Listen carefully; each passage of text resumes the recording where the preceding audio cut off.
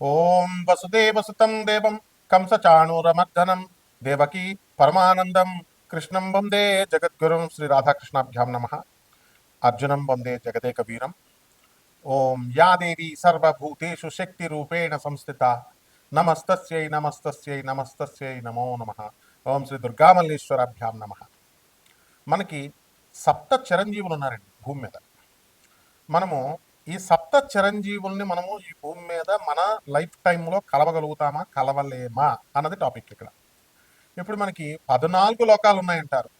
14 లోకాలకి మరి రసాతల, అతుల, సుతల, రసాతల ఇలా 14 లోకాలు భూమి మీద లేకుండా ఎక్కడో పైన, భూమి పైన 7 లోకాలు, భూమి కింద 7 లోకాలు, అవంతా కూడా చెబుతారు. మన పండితులు అదే చెప్తారు, ఉన్నాయని చెప్తారు. మహాభారతంలో చెప్పబడి ఉన్నాయంటారు, మహాసంకల్పంలో ఉందంటారు, అన్నీ బాగానే ఉన్నాయి. మళ్ళీ అట్ ద సేమ్ టైం ఏమని చెప్తారు, ఇవి మైథలాజికల్ స్టోరీస్, పురాణ గాథలు అంటారు. రాముణ్ణి, కృష్ణుడిని, రాముడు పురాణ దేవుడా, కృష్ణుడు పురాణ దేవుడా, రియల్ టైం దేవుడు. అలాగే శ్రీరామచంద్ర ప్రభు యొక్క ప్రేమకు పాత్రుడయ్యాడు ఆంజనేయ స్వామి. ఆయన ఎవరండి, దేనికి సింబల్ అంటే స్ట్రెంగ్త్, మనలో ఉన్నటువంటి శక్తికి, మనలో ఉన్నటువంటి భక్తికి నిదర్శనం శ్రీమద్ ఆంజనేయ స్వామి. మనము ఉన్నాం. ఆయన ఒకడే రాముడిని పట్టుకున్నాడు, ఆ రామపాదాలనే నమ్ముకున్నాడు. మనం గంటకు ఒక గురువుని మారుస్తాం, గంటకు ఒక దేవుణ్ణి మారుస్తాం. ఇంకా మనకు సప్త చిరంజీవులు ఏం దొరుకుతారు. అలాగే అశ్వత్థామ, అశ్వత్థామ తెలుసు కదా, మహాభారతంలో ద్రోణాచార్యుల వారి కుమారుడు. ఉపపాండవుల్ని చంపేస్తాడు. మొత్తం నిద్రిస్తున్నటువంటి ఉపపాండవుల్ని చంపేస్తే శ్రీకృష్ణుడు ఎక్కడైనా ఏమని చెప్పిస్తాడు విచిత్రం ఇక్కడ అశ్వత్థామ విషయంలో, ఒరే నాయన నీకన్నీ రోగాలు వచ్చేయాలా, రోగాలంతా కూడా ఈ కుండ పెంకు ఉంటుంది కదా, తామర వస్తే ఇలా గీక్కుంటాం, సోరియాసిస్, తామర, ఇలాగా అలాంటి రోగాలు వచ్చేయాలా, చీము వచ్చేయాలి నీకు అని, నాకు చావు ఎందుకు అందరూ రాకూడదని కోరుకుంటాం కదా, నాకు చావు ఎందుకు రావడం లేదా అని నువ్వు బాధపడేలాగా ఇమ్మోర్టాలిటీ, నీకు శాశ్వతత్వాన్ని, నిత్యత్వాన్ని ఇచ్చేస్తున్నాను, కృష్ణ నన్ను చంపేసేయి అని చెప్పేసి, లేదా యమధర్మరాజా నన్ను మృత్యువుని అడుక్కుంటావు అని చెప్పి ఆయన ఒక సప్త చిరంజీవిని చేసేసాడు. ఇక కృపాచార్యుడు ఉన్నాడు. ఆయన ఎవరండి, ఈ కౌరవులకి పాండవులకి గురువు ఆయన. కాబట్టి కృపాచార్యుడు కనుక ధనస్సు పట్టుకుంటే ఆ శివుడు కూడా జయించలేడు అన్నంత పరాక్రమంగా వర్ణిస్తారు కవులు. అది అంత వీరత్వం. శివుణ్ణి ఎవరన్నా మనం జయించకుండా శివుణ్ణే ఆపేసేంత శక్తి ఉంటుందా ఇంట్లో, కానీ అంశాలు అనమాట చెప్పడం అలా. నెక్స్ట్ ఇప్పుడు అశ్వత్థామ అయిపోయాడు, మనకి కృపాచార్యుడు అయిపోయాడు, ఆంజనేయ స్వామి అయిపోయాడు. ఆంజనేయ స్వామికి శ్రీరామచంద్రుడు వరం ఇచ్చేశాడు. ఆయన శక్తికి భక్తికి మెచ్చుకొని, నాయనా హనుమ, శాశ్వతంగా నువ్వు చిరంజీవి అయిపో, భూమి మీద ఉండు నువ్వు, మరి తర్వాత నువ్వు ఏం చేయాలండి, ఎక్కడికి వచ్చేసేయాలా, నువ్వు బ్రహ్మం, నవమ బ్రహ్మం అయిపోతావు అని చెప్పేసి వరం ఇచ్చేసాడు ఆంజనేయ స్వామికి. నెక్స్ట్ ఇక అస్సలైనటువంటి వాడు మనకు విభీషణుడు ఉన్నాడు. ఈ విభీషణుడు ఎవరండి, రావణాసురుడు తమ్ముడు. ఏమండి వారు ఊరినే ఇస్తారా వరాలు చెప్పండి. విభీషణుడు నిజాయితీకి మారుపేరు. తన అన్నకి చెప్పాడు, నాయన పాండవులు అదే మన వీళ్ళంతా తప్పు చేశాడు, శూర్పణఖండంతా, మనం మనం శ్రీరామచంద్ర ప్రభువుకి మనం శరణ వేడాలి అని చెప్తాడు. మంచి మార్గాల్ని, రైటియస్నెస్ అని చూపించాడు. కాబట్టి విభీషణుల వారికి భూమి మీద శాశ్వతత్వాన్ని ఇచ్చారు. ఇక మహాబలి, బలి చక్రవర్తి తెలుసు కదా, ప్రహ్లాదుడి యొక్క మనవడు. ఆయన దానం గుణంలో ఇంకా ఆయనకు తిరుగులేదనమాట. కాకపోతే కొంత గర్వం ఉండిపోయింది. సో అందువల్ల నేను దానం చేస్తున్నాను అని చాలామంది గొప్పలు చెప్పుకుంటారు చూడండి, అస్సలు చెప్పుకోకూడదు అనమాట. కుడి చేత్తో చేసిన దానం ఎడం చేత్తో తెలియకూడదు. ఈయన ఒక సప్త చిరంజీవి. నెక్స్ట్ పరశురాముడు, ఈయన సాక్షాత్తు మనకి విష్ణుమూర్తి. ఆయన ఆయన ఎదురైతే మనకు డేంజరే, ఎందుకంటే ఆయన ఎప్పుడు కోపిస్తాడు. మొత్తం ఏసుడు 21 మందిని మొత్తం కంప్లీట్గా నరుక్కుంటూ వెళ్ళిపోతాడు. నేను ఒకసారి సరదాగా, ఏమండి మా చాగంటి గారు ఏమో ధర్మరాజు అండి, మా గరికపాటి గారు మా గురువు గారు వీళ్ళంతాను ఆయన భీముడండి, మరి మా సామవేదం షణ్ముఖ శర్మ, తర్వాత వతిపతి పద్మగారరావు గారు, వీళ్ళిద్దరూ కూడా సహదేవుడు నకుళ్ళండి. అయ్యా నండూరు శ్రీనివాస్ గారు, మీరు కృష్ణుడు ప్లస్ అర్జునుడు అంటే ఆయన నన్నే ఉన్నారంటే, నువ్వు పరశురాముడు నాయన అన్నారు. అంటే పరశురాముడు ఎందుకంటే బాబు కోపిష్ట ఆయన ఎదురొస్తే మనకు భయం, దడదడ, గుండె దడదడ. అలా ఆయన ఒకడు పరశురాముడు అవుతారు. నెక్స్ట్ ఇక వీళ్ళందరూ ఉన్నారు. వ్యాసుల వారిని మర్చిపోయాం. ఈయన ఒక గొప్ప ఋషి, శ్రీమన్నారాయణమూర్తి యొక్క అవతారము. ఈయన ఏంటండి, ఈయన చక్కగా వేదాలను విభజించాడు, మహాభారతాన్ని రాశాడు. వ్యాసుల వారు ఇక్కడ భూమి మీదే ఉన్నారు, ఈ 7 భూమి మీదే ఉన్నారు. వీళ్ళ గురించి మనం ఎంత చెప్పినా తక్కువ. అయితే ఏ రాసుల వాళ్ళు వీళ్ళంతా కూడా మనం ఎలా కలుసుకోగలుగుతాం, మన జీవితంలో సాధన చేస్తే ఏ చిరంజీవులను కలుసుకోగలుగుతాం, సప్త చిరంజీవుల దర్శనాలు మనకు ఉంటాయా అనేది. అది కాకుండా మనకి మహావతార్ బాబాజీ గారు ఉన్నారు. రజనీకాంత్ ప్రతి సంవత్సరము వెళ్ళి మరి ఈయన్ని కలుస్తారు మహావతార్ బాబాని అని చెప్తారు, వెళ్తారు, అది నిజం కూడా. అందువల్లనే ఆయన బాబా అని ఇలా సినిమా తీశారు చూసారా, మహావతార్ బాబా. మహావతార్ బాబా ఎవరండి? లహరి మహాశయుడు, ఆయన శిష్యుడు లహరి మహాశయుడు. లహరి మహాశయుడు శిష్యుడు యుక్తేశ్వర బాబాజీ. యుక్తేశ్వర బాబాజీ శిష్యుడు మనకి మన గురుదేవులైనటువంటి పరమహంస యోగానందుల వారు. మరి ఈ మహావతార్ బాబాజీ కూడా మనకి ఈ అక్కడే ఇమ్మోర్టల్గా శాశ్వతత్వాన్ని కలిగి హిమాలయ పర్వతాల్లో ఉంటారు. ఈ గ్యాంగ్ అంతా ఎక్కడుంటారా అంటే హిమాలయ పర్వతాల్లో ఉంటారు, సింపుల్గా చెప్పేస్తారు. మరి ఈ మధ్యకాలంలో హిమాలయ పర్వతం ట్రెండ్ అయిపోయింది. ఆ కాలంలో హిమాలయాలు అనేవారు, ఇప్పుడు శంబాలా నగరం ట్రెండ్ వచ్చింది. ఇలా ఆంజనేయ స్వామి కదలీవనంలో ఉంటాడని, అరటిపళ్ళు అంటే ఇష్టమని, ఇలా రకరకాలుగా చెప్తారు. మొత్తం మీద హిమాలయాస్లో స్పిరిచువల్ మాస్టర్స్ ఉంటారు. ఒక ప్రభాత్ రంజన్ సర్కార్ అంటే ఆయన ఆనందమూర్తి గారు, సుభాష్ చంద్రబోస్ మేనల్లుడు ఆనంద్ మార్గాన్ని స్థాపించినటువంటి ఆయన, పరమహంస యోగానందుల వారు. వీళ్ళందరూ కూడా హిమాలయ వివేకానందుడు, రామకృష్ణ చచ్చిపోయారు కదండి. చచ్చిపోతే ఐన్స్టీన్స్ థియరీ ఆఫ్ రిలేటివిటీ ఏం చదివారు? ముద్దు బుర్రలు చచ్చిపోతారు. ఎక్కడన్నా గురువులు స్పిరిచువల్ మాస్టర్స్ మీ పితృదేవతలు చచ్చిపోయారంటే చచ్చిపోయారు, పైకి వెళ్ళిపోయారా? ఎనర్జీస్ ఉండవా? ఇక్కడ థియరీ ఆఫ్ రిలేటివిటీ అని చెప్తుంది. స్థూల శరీరం బాడీ ఎనర్జీ అక్కడే ఉంటుంది, ఇది మాయమవుతుంది, ఎనర్జీ ఉంటుంది, లోపల శక్తి ఎక్కడికి పోతుంది, ఆత్మని భగవద్గీతలో చెప్పారు. మరి ఇలా ఎంతో డీప్ నాలెడ్జ్ కావాలి దీనికి. అలా మనకేంటంటే ఈ యొక్క సప్త చిరంజీవులందరినీ కూడా మనం హిమాలయ పర్వతాల్లో మనం దర్శించుకోవచ్చు. రజనీకాంత్ గారే కాకుండా చాలామంది గొప్ప గొప్ప సినిమా యాక్టర్లంతా కూడా మనం పేర్లు చెప్పకూడదు, వీళ్ళంతా ధనవంతులు, మనం అపర కోటీశ్వర్లు కూడా. మహావతార్ బాబాని ఈ సప్త చిరంజీవుల వేటలో వీళ్ళంతా వెళ్తారు, దర్శనాలు చేసుకొని వస్తున్నారు. మరి అయితే ఏమండి శంబాలా నగరమే వెళ్ళిపోయారు, వాళ్ళే చెప్తారు 4th డైమెన్షన్లో చూడాలి. శంబాలా గ్రహంలో మానవులు ఎవరు వెళ్ళలేరు, మానవులు మాత్రం స్థూల శరీరంతో వెళ్ళలేరు, ఆత్మతో వెళ్ళిపోవాలా అంటే సూక్ష్మ శరీరంతో వెళ్ళిపోవాలా. ఇలా ఏమన్నా పరమహంస యోగానందుల వారు వీళ్ళు ఆయన ఆటోబయోగ్రఫీ ఆఫ్ యోగి పుస్తకంలో ఏమని రాస్తారు? బాడీ విత్ 2 souls, ఒకే శరీరంలో 2 ఆత్మలు ఉన్నాయి. 2 చోట్ల దర్శనం అయ్యే సెయింట్లు ఉన్నారు. స్లీప్లెస్ సెయింట్ ఉన్నాడు, నిద్రపోడు ఆయన. ఇలా మహాత్ములంతా కూడా హిమాలయ పర్వతాల్లో తపస్సు చేస్తూ ఉంటారు. ఇటువంటి వాళ్ళని చూడాలని చాలా సంతోషంగా, చాలా ఉత్సుకత, ఆతృత ఉంటుంది. అదొకటే సరిపోదు, భక్తి కావాలా, డివోషన్ కావాలా, డిటర్మినేషన్ కావాలా, అండ్ స్ట్రాంగ్ డెడికేషన్ కావాలా. ఇది లేదు మనలో, అందుకే కనపడరు మన కళ్ళు. అయితే రాణిఖేట్, ఉత్తరప్రదేశ్లో ఉన్నటువంటి రాణిఖేట్ పర్వతాల్లో కూడా ఒక యోగి ఆత్మకథలో లహరి మహాశయుడికి మహావతార్ బాబాజీ గారు ఆయన్ని గుర్తించి ఆయన పూర్వజన్మను గుర్తు చేసి ఆయనకి దర్శనాన్ని ఇస్తారు. ఆ తర్వాత ఆయన పర్సనల్ కాంటాక్ట్, ఆనందమూర్తి గారు కూడా పర్సనల్ కాంటాక్ట్ ఆజ్ఞా చక్రాన్ని పట్టుకుని మరి ఈరోజు నీతా అంబానీ గారు, ముఖేష్ అంబానీ గారు, సుశీల్ గోయంకా గారు, సీమా గోయంకా గారు, సత్యనారాయణ గోయంకా అంటే విపాసన అని మీరు చెప్తున్నారు కదా, అలాగే శ్రీ రవిశంకర్జీ గారికి, అలాగే రామ్దేవ్ బాబా, వీళ్ళంతా ప్రభాత్ రంజన్ సర్కార్ శిష్యులు. టాటా బిర్లా, నిశాంత్ బిర్లా, నిర్మలా బిర్లా, హేమీలంతా కూడా. అలా మనకి లహరి మహాశయుడికి ఒక గుహలో వెళ్ళి నాయన ఆ గుహలో ఏముందో చూడు అంటారు. చూడు అంటే ఈయన ఏముంది, నాకు టైం అయిపోతుంది, ఏముంది అని అంటాడు. దుక్కడ ఉంది, కమండలం ఉంది, అంతా బూజు పట్టేసిందంటే అప్పుడు మహావతార్ బాబాజీ వచ్చి ఇలా ముట్టుకుంటారు. ఆజ్ఞా చక్రాన్ని ముట్టుకోగానే అది యాక్టివేట్ అయిపోయి ఇప్పుడు నేనే పూర్వజన్మలో నేను ఇక్కడ తపస్సు చేశాను, ఇవన్నీ కూడా ఉండిపోయినాయి అని చెప్తారు.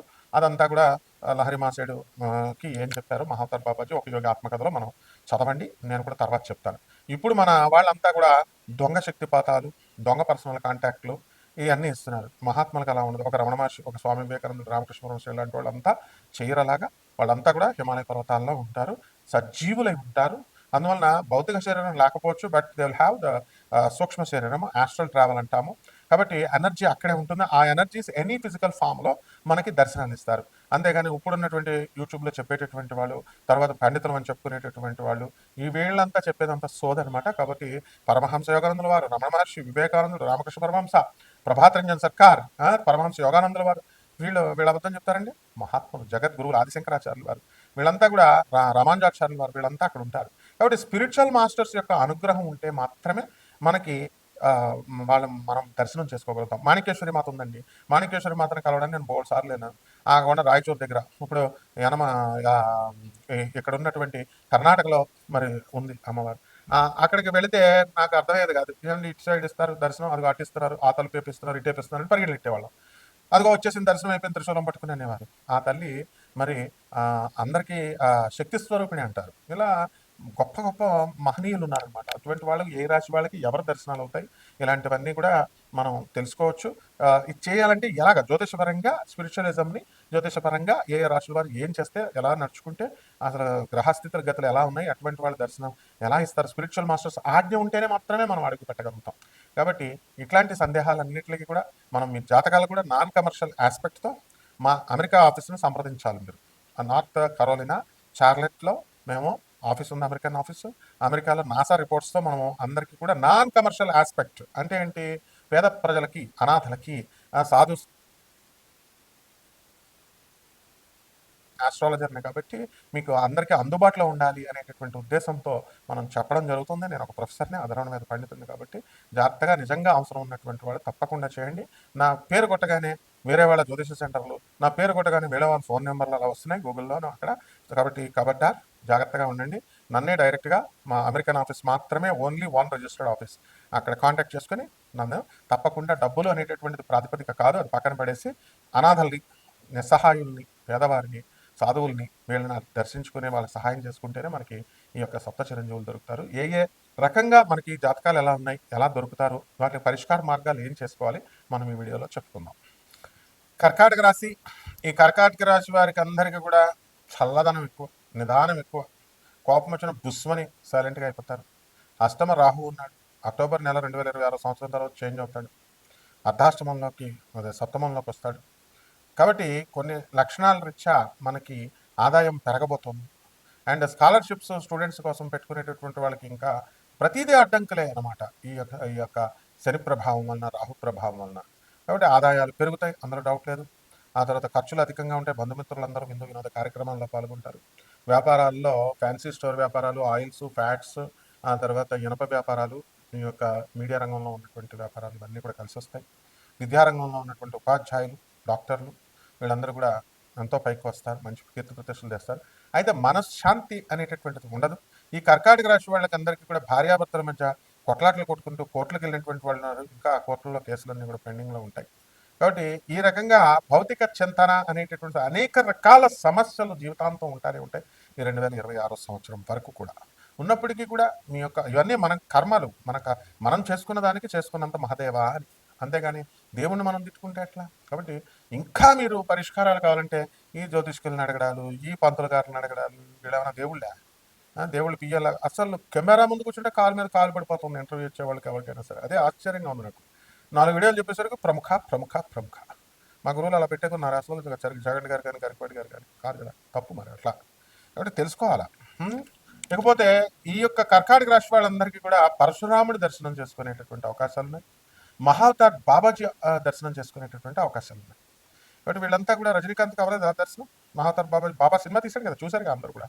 కాబట్టి మీరు అందరూ కూడా హిమాలయాలకు వెళ్ళాలి. హిమాలయాలకు వెళ్ళాలంటే ఏదో పెద్ద ఘనకార్యంలో వెళ్ళిపోతా, మా ఆవిడ తిట్టింది, హిమాలయాలకు వెళ్ళిపోవడం అంత ఈజీ రా బాబు. హిమాలయాలకు వెళ్ళిపోవడం ప్రతి వాడు ఎవడు పెడతాడు, నేను హిమాలయ యోగిని, హిమాలయం నుంచి వచ్చాను, హిమాలయంలో తపస్సు. మీరు వెళ్ళలేరా? వెళ్ళండి.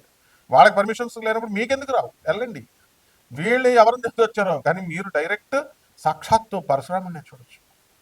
ఆయన ఎట్టి పరిస్థితుల్లో కూడా మనకి మిగతా వాళ్ళు తట్టుకోలేరు.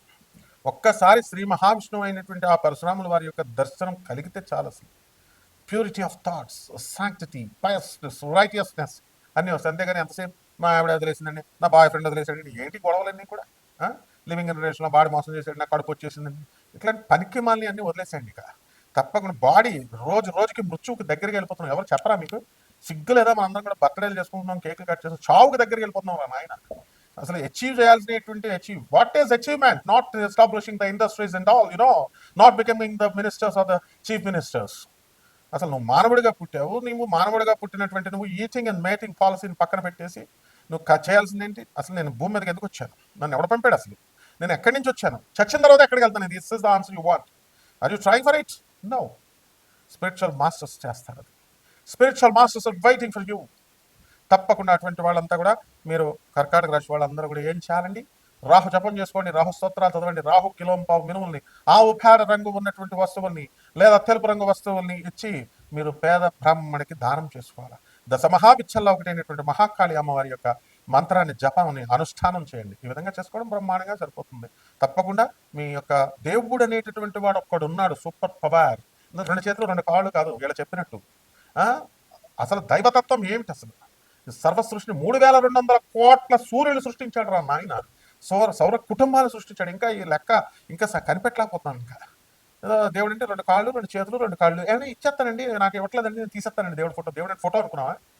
తీసేస్తాడు. కాబట్టి ఇటువంటి వాళ్ళందరికీ కూడా దర్శనం కలిగించడానికి మీరు చక్కగా ఈ యొక్క కర్కాటక రాశి రాహుని శాంతింపజేసుకోండి.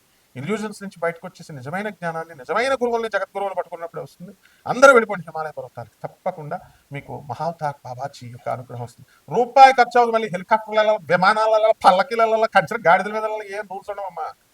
మనలో ఇది ఉండాలా, గురువు నడిచి వచ్చేస్తాడు మన కోసం. రాకపోతే చెప్పినటువంటి ఇప్పుడు వరకు ప్రవచనాలు చెప్పిన వాళ్ళందరినీ చెట్టు కట్టేయండి. వచ్చేస్తాడు గురువు అంటున్నారు కదా, మనం అడిగేస్తుంటే కట్టేసేయండి అంతే. నేనున్నాను మీ వెనకాల. శుభమస్తు.